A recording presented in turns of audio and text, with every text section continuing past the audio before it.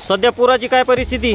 भरपूर पाणी आलेलं आहे. सिंपेगावचा पूर्णतः संपर्क हा तुटलेला आहे. जनावर असतील, शेती असतात, पूर्ण पाण्याखाली गेलेली.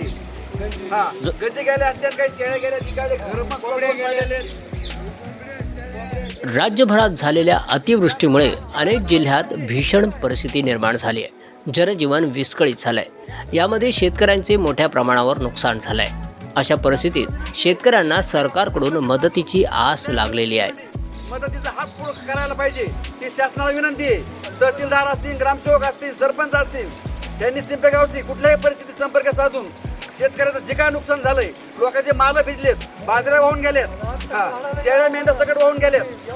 यातच बीड जिल्ह्याच्या गेवराई तालुक्यातील 100 शेतकऱ्यांना प्रत्येकी 5,000 रुपये प्रमाणे 5 लाख रुपयांची मदत डॉक्टर्स असोसिएशनकडून करण्यात आली आहे. समोर आलेला दिवाळी सण थोड्याफार प्रमाणावर गोड करण्याचा प्रयत्न डॉक्टर असोसिएशनकडून करण्यात आला आहे. यावेळी विविध मान्यवर उपस्थित होते.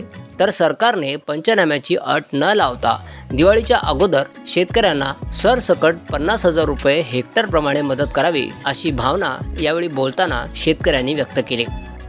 काय सांगाल, डॉक्टर असोसिएशनने 100 शेतकऱ्यांना 5,000 रुपयापर्यंत मदत केली. मदतीचं स्वरूप काय असेल, काय होतं आणि सरकारकडनं काय अपेक्षा करतात?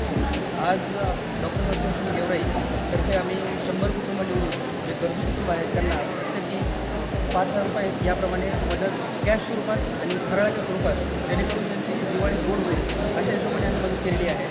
तरी पण सर्व शेतकऱ्यांना ती मदत पोचावी यासाठी मी राज्य सरकारकडे अशी विनंती करतो की कोणतीही पंचनामाच्या कायद्याच्या कचाट्यात न अडकता तात्काळ सर्व शेतकऱ्यांना प्रति हेक्टरी 50,000 रुपयाप्रमाणे मदत करावी व त्यांची दिवाळी गोड करण्याचा प्रयत्न करावा. या कार्यक्रमात गेवराई उपविभागीय पोलीस अधिकारी कटले, मुख्याधिकारी विक्रम मांडुरके, उपजिल्हा रुग्णालयाचे MS कोठावळे, नायब तहसीलदार श्रीमती कुंटे, मंडळ अधिकारी जितेंद्र लेंडाळ यासह डॉक्टर असोसिएशनचे सर्व डॉक्टर्स उपस्थित होते. सुवर्ण महाराष्ट्र लाईव्हसाठी सोमनाथ मोटेसह श्याम जाधव, गेवराई, बीड.